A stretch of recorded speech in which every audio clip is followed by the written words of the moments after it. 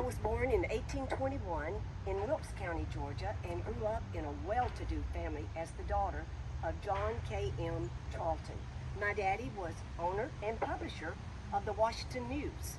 It was a community newspaper, much like the Habersham, like the Northeast Georgian is today, but that's only been around since 1892. Oh, and you may not be aware, our family was related to Francis Scott Key, who wrote our national anthem. He was a cousin on my daddy's side. I married the love of my life, John Russell Stanford. Wasn't he a handsome man? Oh, forgive me, I digress. I married John and moved to a place John called Pomona Hall up here in Habersham County. It was named Pomona for his ancestral estate in England. Oh, he was an important man, an attorney by profession. He served on staff for Georgia Governor Charles James MacDonald from 1839 to 1843.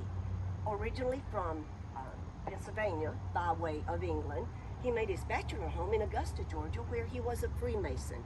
You know, it is written that his name and honor were synonymous. John moved first to Habersham County to trade with the Native Americans. He bought up parcels of land just off the square, spanning acres upon acres, from what's now known as Madison Street to the Sequoia River and beyond. Oh, we lived a full life here in Clarksville, visiting and socializing with many fine families who lived here or were long-term residents during the long summer months. The Hemlocks were one of the first families to visit us in our new home in 1848. We raised our family here. That included 9 children. There was Helen and Rosa, Zoe, Claire, Clifford, let's see, Mary C., John, or John Jr., yes, and Minnie, and Estelle. I think I got them all. Yes. Okay. And we educated them all at home with the help of a governess, by the way, Harriet Law from Connecticut. Now, you folks would probably call that homeschooling, but it was a common practice back in the day before public schools were available, or, you know, widespread.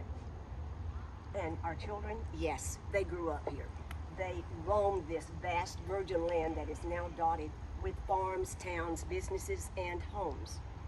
Like so many others in this cemetery, we lost our Mary at age 3 in 1848.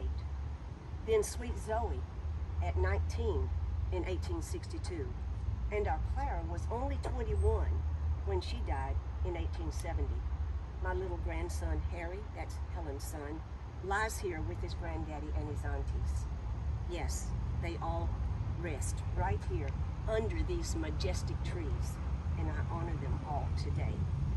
As for me, I lived a life of service for my family, community, and country. Our family participated in a lot of civic projects, and I was known for my fine needlework. I made blanket shawls, woven from wool that I carded and spun by hand. I made enough of them to warm the bodies of an entire company of Georgia volunteers in service in Virginia. Sometimes I wonder if one of my shawls may have ended up with poor C.P. Wiley. He was only 17 when he took his final breath on the bloody battlefield of Fredericksburg. He rests just up that hill under that massive marker. After the Civil War, my husband took the Reconstruction oath, registering to vote in Habersham County before he died in 1867. John fell into despair over our finances. Parcel by parcel, the dream disappeared as the auctioneer's voices were heard ringing out from the courthouse steps. Like so many other families of means, the winds of fortune blew in a harsh direction. After his death, I sold off the land holdings of which he was so proud. I left here after 1880, spending time with my children as they married and started families of their own. Oh, my children did well.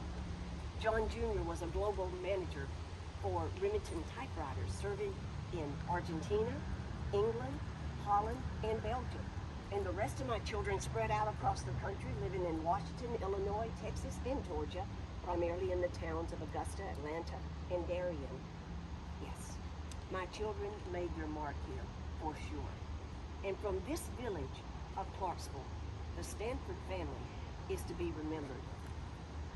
Just like the name of my husband on top of this wall, which was just recently uprighted, so you could be reminded of the contributions that our family made to this community. I was visiting my daughter in Texas when I passed over to join my beloved John. My earthly remains were returned to Augusta and buried. My obituary sums up my life like this. She was a pious Christian woman, dear to her family and cherished by her friends. After a long life of usefulness and womanly duty well performed, she's gone to her reward. I don't think anyone could ask for a more honorable remembrance. Do you?